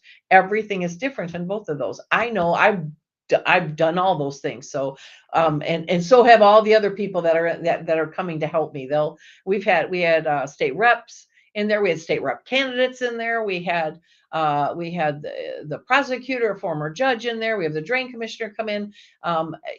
Just a wealth of knowledge comes in there as far as, and offer, a lot of them offer to help too. So, but as you can see, I think if we've established anything, We need conservative board members in the schools, whether it's the schools or the state board of ed. Connie Johnson, are you still watching? We need you to run for state board. I've just your name. I thought who's be perfect for this? Boing, there's her name. So if you're not, then I'll be emailing you. So, but I think you should run. I mean, anybody interested in getting this. This is, I mean, a state board of education is a lofty thing to do, and it is. But you can see how vital it is, especially now that President Trump is going to dissolve the U.S. Department of Education.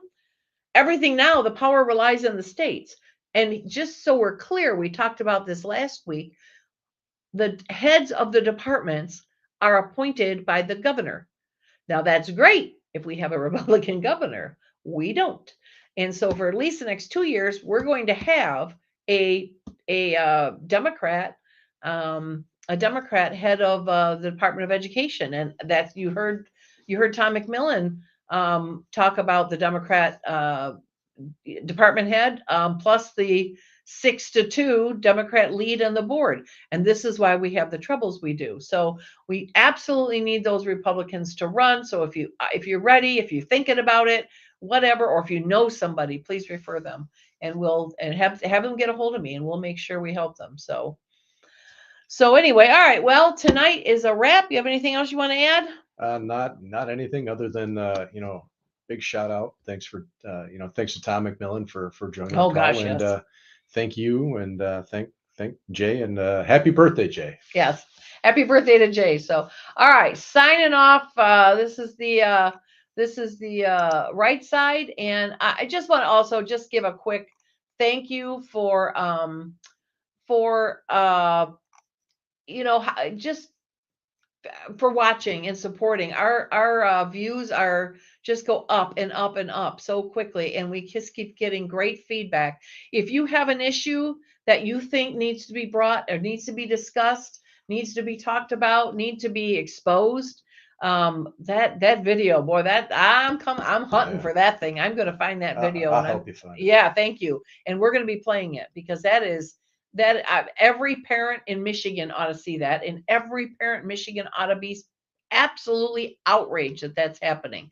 And I think Karen just put a post on here about there was more board members in Pinckney at the board meeting than there were parents. That's pathetic. That's absolutely pathetic. Parents need to go. You need to know what's happening.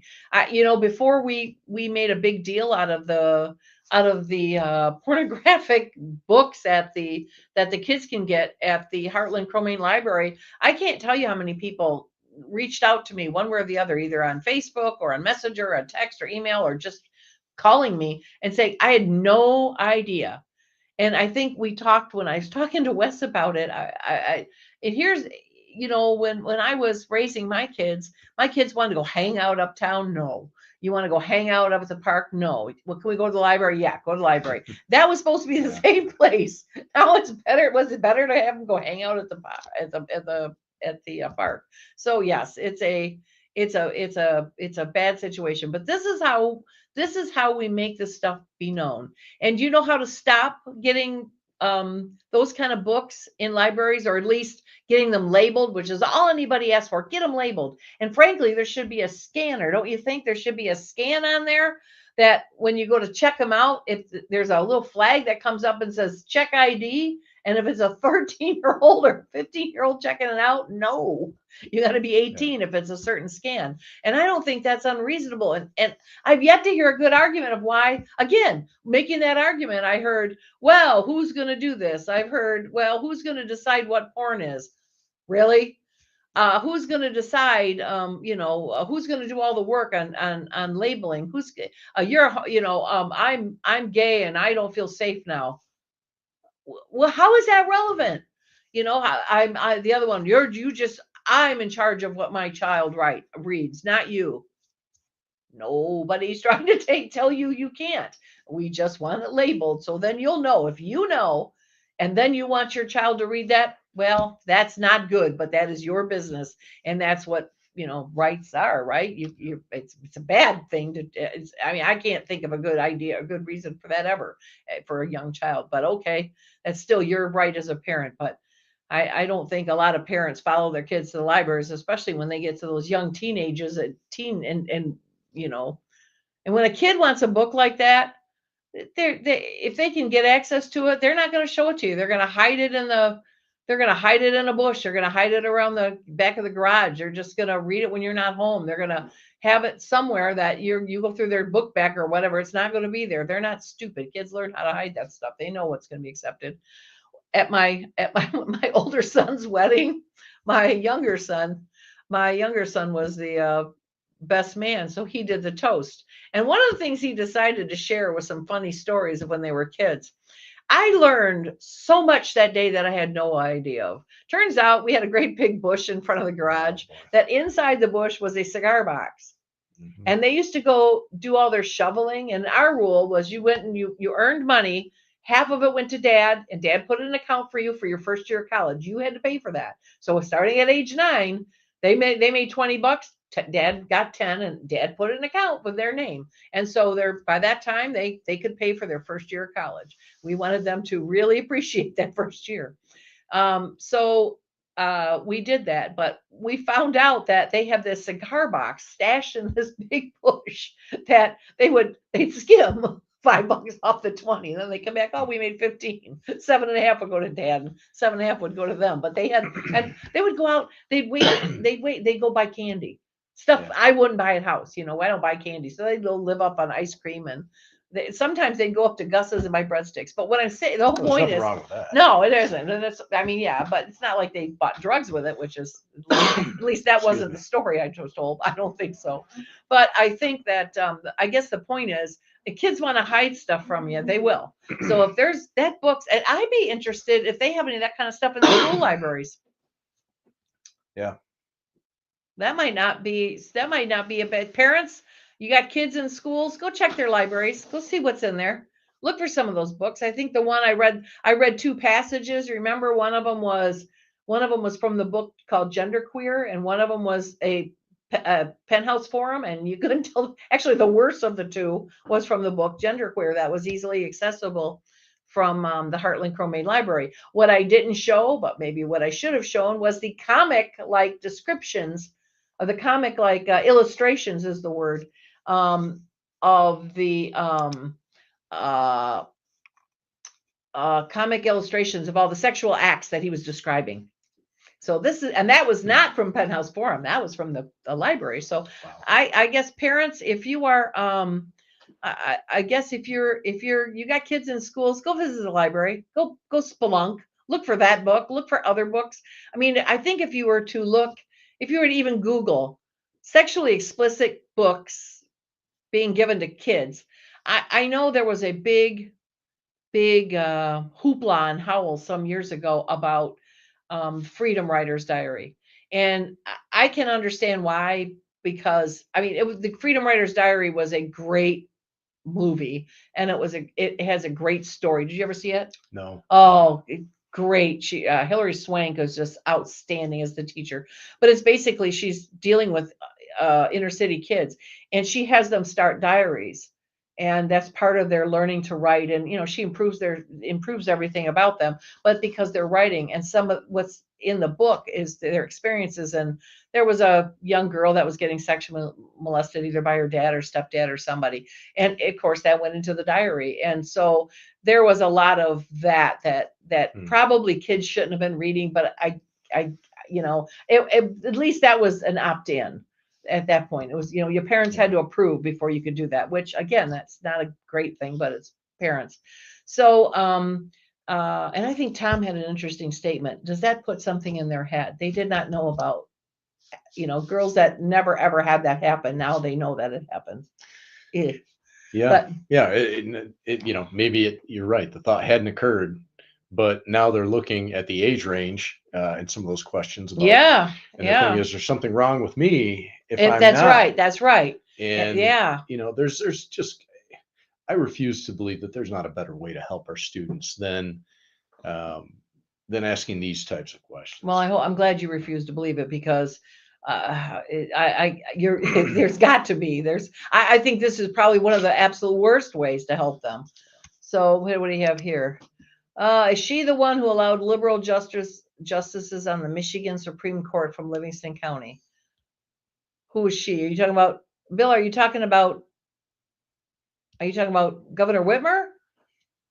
I'm not sure who she is. So if you're watching, Bill, answer my questions, type a comment in. Who is she? Are you talking about Governor Whitmer? I would imagine, who from Livingston County is on the Michigan Supreme Court? Or was that Amy Ronine? I think she went there. There was a prosecutor that she was a judge, and then I think she went to, I'm not sure. It was a long time ago. And I want to say that was under Granholm. But yes, please, Bill, as we're talking here, please type what you're talking about here, or who you're talking about. Who was the judge, if you can remember, or who is she the one? Who is she? So anyway, yeah, that's it's just crazy that this stuff is done. So like I said, I think if we've said anything tonight, or if we've demonstrated anything, it's a need for more conservative local school board members and more conservative, and even library board members. Pay attention to that. That stuff matters. Yeah, there's I believe an open library seat coming up Howell In this Howell? summer. Okay. So Well, I know we got city seats coming up, and I know we could use some conservatives in there. I know that one of the topics that have been brought to my attention, and I'm kind of looking for a Howell resident who wants to talk about this, is, they have we had it on the podcast here a few weeks ago, where they had the SAGE group, Stand Against Extremism.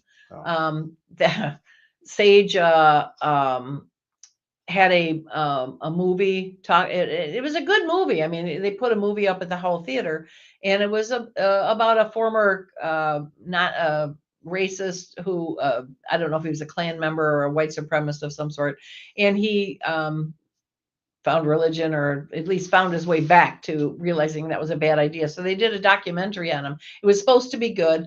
I remember I was at the board meeting when Commissioner Nakagiri made a statement publicly that he wanted to go see it, and he urged other commissioners to go. He wanted to see it. He wanted to learn what it was about. He thought it was a great topic.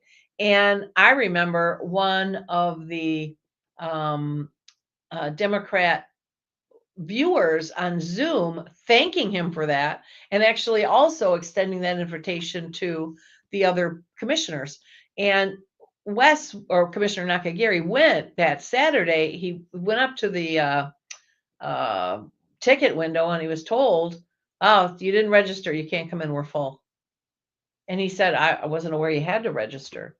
I know, I went back through their website, and I had to dig and dig and dig till I found the little fine print. You have to register here. Okay. So somebody did, but it wasn't obvious. So he went, and he was told, well, they're full and he can't come. And so he left, and, Wes just left, and he ended up going to Cleary's and having a salad, then going home. So that was then there was a whole bunch of hoopla on Facebook, threats made about how Commissioner Nakagiri tried to bully his way in, and then ran like a coward when it was like and that was the most, again, we're back to the Democrat stupid arguments or stupid comebacks or, statements. Anybody that knows Wes, have you ever seen Wes, Commissioner Nakagiri, non-composed? I've not seen him eat a salad either, to be clear, but I have. I've had lunch with him, so he does eat. Right. He doesn't eat like a bully, but I have seen him. I've seen people yell at him from the Democrats. They come to the meetings and they yell. He never loses a composure. He never raises his voice. He's always very silent. He's got a very calm voice. My voice goes up and down. I get excited. He is not an excitable person. So for anybody to say he bullied him or tried to bully him is just silly. But the key about this thing, the key is he went on Facebook, and on Facebook was the head of this SAGE posting, anybody not doing anything, come on up. We got lots of seats here at the movie theater. And he was told he couldn't come in. So there's discrimination for you, and it's okay apparently when it's theirs. But anyway, so there was also some white supremacists that decided to picket or whatever. I heard, I do not know this for a fact, but I heard one of the group, or maybe two of the group, were from Fowlerville. This is not a group that is formed, or it's not like Robert Miles, that we have a farm, it's now the Klan farm, and the Klan meets there every so often. It's a bunch of idiots that got together from different parts of the state and decided to picket it. And they made a big issue out of it. But Sage had people there wearing masks and armed. So this is just, it's just an invitation for more stupidity, just more stupid things. And so the city of Howell then denounced Sage, the white supremacists and Sage, saying, we're standing against this nonsense. We just don't want all this garbage here, which was bravo for them. And then apparently the Sage group and all their minions went and to a city council meeting and banged on the table and yelled, "You're not doing anything. This is a racist community. This is this is that." And it isn't. It absolutely is not. I've been here 50 years and I remembered when it was, and I can tell you it ain't now. It was then. It ain't now. It hasn't been in a long time. But the city then has decided to spend $20,000 on a PR firm to improve Howell's image. So there's a lot of hoopla over that. We may or may not get into that conversation here soon. So we can find a Howell City resident that wants to talk about that. Yeah, I'd like to hear why we want to spend $20,000. The Howell City Council, as far as I know, Howell City is they run a kind of a tight budget. They don't have a lot of money to throw around. So while it doesn't sound like $20,000 in a budget, it doesn't sound like a lot. That money could be that. I think that money could go much better. I mean, what are they going to do? Go on Facebook, go on social media? You couldn't have a secretary do that. Anyway, it's just it's foolish, I think. But anyway, we'll have to see. I mean, though, they're the elected officials they're doing. But again, it's all the stuff that there's seats open there this year. Couple of them. So, if you're thinking about running, please get, this is the time. This is the year. This is the time. We're going to start the training this year, and next year you campaign. We'll help. We'll be there for you. So anyway, thanks, Jason. Of course. Thank you, Deb. Thanks. So we're going to sign off and have a good, we'll see you again next week. Please subscribe to this channel before you go too far, and we'll see you again next week. Thanks.